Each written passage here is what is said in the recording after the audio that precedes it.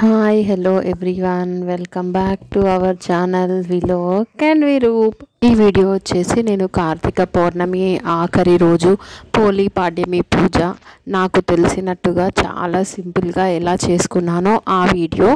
So ఆ రోజు ఇలా పూజ చేసుకోవడం, దీపాలు వదలడం అనేది చాలా చాలా మంచిదన్నమాట. సో ఆ రోజైతే నేను ఇంట్లో చాలా సింపుల్గా అయితే పూజ చేసుకున్నాను. ఫస్ట్ అయితే ఇంట్లో అన్ని దేవుళ్ళని నీట్గా కడిగేసి బొట్లు పెట్టి పూజ అయితే కంప్లీట్ చేసుకున్నాను. సో ఇంట్లో పూజ కంప్లీట్ అయిపోయింది.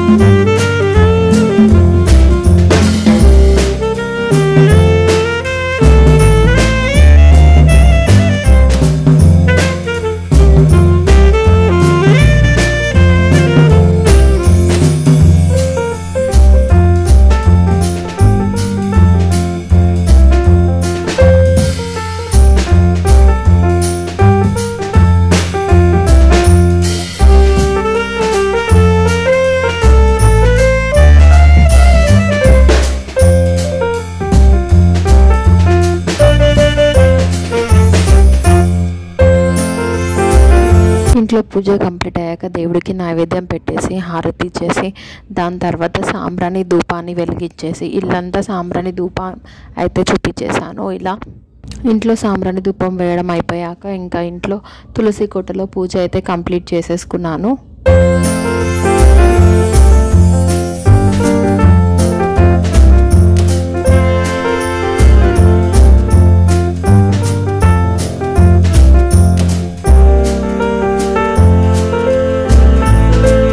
పూజ కంప్లీట్ అయ్యాక నేను ఇంకా తులసి కోట దగ్గర పెద్ద బౌల్ అయితే పెట్టేసుకొని దాంట్లో వాటర్ తీసేసుకొని పసుపు కుంకుమ పూలు వేసి ఫస్ట్ అయితే పూజ చేసేసుకొని మొక్కుకున్నాను. దాని తర్వాత నేను ఇంట్లో దీపాలు అయితే వెలిగించి రెడీగా పెట్టుకున్నాను. 33 ఒత్తుల్ని 2 ప్రమిదలలో వేసి 2 దీపాలుగా మార్చాను. దాన్ని ఇప్పుడు నేను నీటిలో వదిలేయబోతున్నాను పూజ చేసుకొని. సో ఇలా అయితే నేను దీపాలను అయితే వదిలేశాను. పోలీ పాడ్యమి రోజు ఇలా తులసి కోట దగ్గర పూజ చేసుకొని నీటిలో ఇలా దీపాన్ని వదిలేయడం అయితే చాలా శుభం అన్నమాట. కార్తీక మాసంలో మొత్తం పూజ చేయడం వీలు కానప్పుడు ఇలా పాడ్యమి రోజు కూడా పూజ చేసుకోవచ్చు. సో దానివల్ల కూడా చాలా శుభం జరుగుతుంది. నేనైతే ఇంట్లో చాలా సింపుల్గా ఇలా 33 ఒత్తుల్ని 2 ప్రమిదలలో వేసుకొని దీపం అయితే వెలిగించి ఇంట్లో తులసి కోట దగ్గర అయితే వదిలేశాను.